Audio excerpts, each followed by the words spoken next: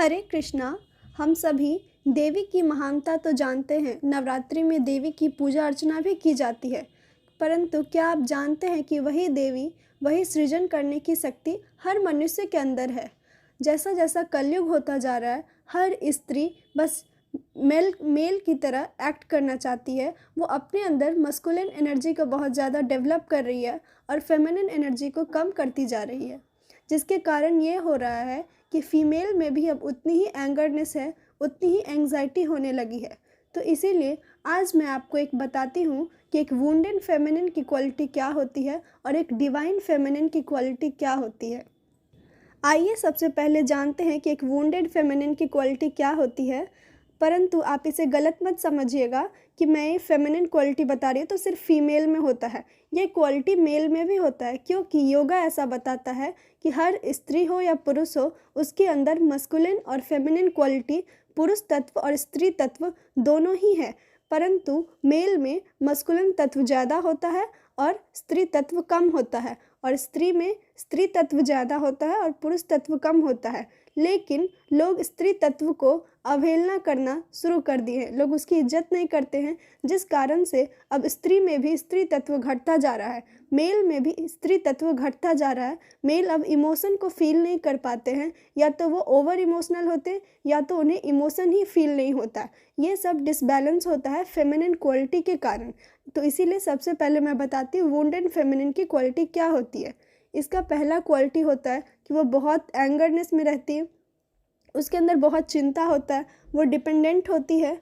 उसके बाद मन में लोभ आना, लालच आना, राग, द्वेष, अहंकार, अपना स्वार्थ देखना, हर हमेशा डाउट में रहना, ऐसा होगा या नहीं होगा, हर हमेशा परेशान रहना, हर चीज़ से अटैच्ड रहना, खुद को बहुत ज़्यादा जोड़ लेना, लोगों पे ब्लेम करना, हर चीज़ का दूसरों को ही कारण बताना, हर हमेशा दूसरे पे डिपेंडेंट रहना। तो ये कुछ क्वालिटी है, वुंडेड फेमिनिन क्वालिटी है, जिस कारण से आजकल के डेट में आप इतना सारा मैनिफेस्टेशन देखते तो हैं पर वो पूरा नहीं हो पाता। इसका कारण यही है कि फेमिनिन ऊर्जा जो होती है वो रिसीविंग ऊर्जा होती है, उसमें कोई डाउट नहीं होता, वो बहुत चेयरफुल होती है, रिसीविंग ऊर्जा होती है। देवी माँ कितना चेयरफुल और पीसफुल ऊर्जा है। तो इसीलिए ये ऊर्जा जब आपके अंदर ख़त्म होने लगता है तो आप कोई भी चीज़ को मैनिफेस्ट नहीं कर पाते हैं जल्दी। इसीलिए मैनिफेस्टेशन टेक्निक भी अगर आप लगाते हैं तो वो पूरा नहीं हो पाता।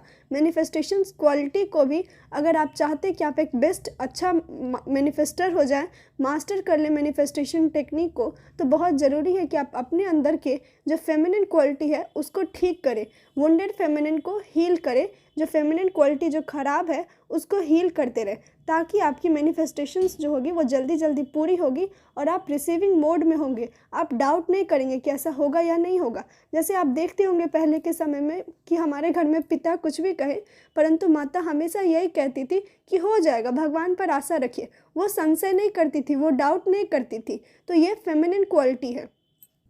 ललिता सहस्रनामा में माँ ललिता की बहुत सुंदर व्याख्या है, और उसको समझकर उसका निचोड़ मैंने यही समझा कि उसमें माँ ने डिवाइन फेमिनिन की क्वालिटी क्या होती है उसको बहुत अच्छे से बताया है। तो मैं अब आपको वही बताने जा रही हूँ, जिसमें फर्स्ट क्वालिटी है इंडिपेंडेंट, जिसका हिंदी अर्थ है, जो ललिता माँ का नाम है, निराधारा। दूसरी क्वालिटी है अनअटैच्ड, जिसका अर्थ है निरंजना। तीसरी क्वालिटी है free from all impurities arising from action. आपके एक्शन से, आपके कार्य से जितनी भी इम्प्योरिटीज़ निकलती जा रही है उन सब से ऊपर उठना, इसका अर्थ है निर्लेपा। चौथी क्वालिटी है वाइज, बुद्धिमान होना। पांचवी क्वालिटी है ब्लेमलेस, किसी पर भी ब्लेम ना करना, जो हो रहा है वो ईश्वर की इच्छा से ही हो रहा है, जिसका अर्थ है निरावाद्या। सिक्स्थ क्वालिटी है विदाउट प्राइड, जिनके अंदर अहंकार नहीं है। निर्मदा, जो अहंकार को नाश करती है। औरत ना तो खुद अहंकारी होती है और ना वो किसी और को अहंकार में आगे बढ़ना सिखाती है। इसीलिए हमें अब ये कलयुग में अपने भीतर सबसे पहले अपने अहंकार को ख़त्म करना होगा। सेवन्थ क्वालिटी है जिसके अंदर कोई एंग्जाइटी नहीं है, निश्चिंता। एट्थ क्वालिटी है हु इज़ विदाउट इगोइज्म, जिसके अंदर अहंकार नहीं है, जिसका अर्थ है निराअहंकारा। नाइन्थ क्वालिटी है जिसका खुद का कोई स्वार्थ नहीं है, who has no self interest in anything, जिसका अर्थ है निर्ममा। टेंथ क्वालिटी है हु इज़ विदाउट ग्रीड, जिसके अंदर लोभ और लालच नहीं है, जिसका अर्थ है निर्लोभा। 11th क्वालिटी है हु इज़ विदाउट डाउट, जिसके अंदर कोई डाउट नहीं है, अगर वो कुछ बोल दी होगा तो वो होगा, तो इसीलिए इसका अर्थ है निसंशय। 12th क्वालिटी है who is not disturb by anything, चाहे कुछ भी आ जाए, अगर वो एक दृढ़ संकल्प ले लेती है तो वो डिस्टर्ब नहीं होती, और इसका अर्थ है निराबाधा। 13th क्वालिटी है हु स्टॉप एविल कस्टम्स, जो भी बुराइयां हैं, जैसे आप देखते होंगे घरों में जब स्त्री पूजा करती है तो जिस घरों में स्त्री की इज्जत होती है, जिस घरों में स्त्री हर सुबह और शाम संध्या पूजन करती है, उस घरों में बुराई नहीं आती है। तो इसीलिए ये स्त्री का, ये एक डिवाइन फेमिनिन का बेस्ट क्वालिटी है कि वो अपने घर में जब वो खुद एक डिवाइन फेमिनिन बन जाती है तो कोई भी बुराई नहीं आती उस घर में, जिसका अर्थ है दुराचार समनी। और 14th और लास्ट क्वालिटी है who Leeds into the right path, जो हमेशा सही रास्ते पे चलती है, सद्गति प्रदा, और जो हमेशा दूसरों को प्रेरित करती है सही रास्ते पे चलना।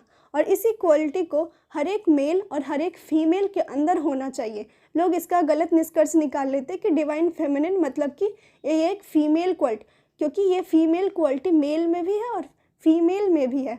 और बस समय अब आ चुका है कि आप अपने भीतर का स्त्री तत्व और पुरुष तत्व को बैलेंस करें, जो इतने सालों से आप करते आ रहे हैं। आप देवी की पूजा अर्चना तो करते हैं, परंतु ना तो आप अपने इमोशन की कदर करते हैं और ना आप किसी और की इमोशन को समझते हैं, ना आप अपने घरों की स्त्री की सम्मान करते हैं, ना आप बाहर के घरों की स्त्री की सम्मान करते हैं। इसीलिए अब समय आ गया है कि जो देवी माँ जो पूरे सृष्टि की सृजन करता है उसको आप हर एक स्त्री के भीतर देखें, और आपके भीतर जो देवी है, जो आपके भीतर शक्ति है, जो हर एक मनुष्य के भीतर है, आप उसका भी सम्मान करें, आप अपने इमोशन को भी सम्मान करें।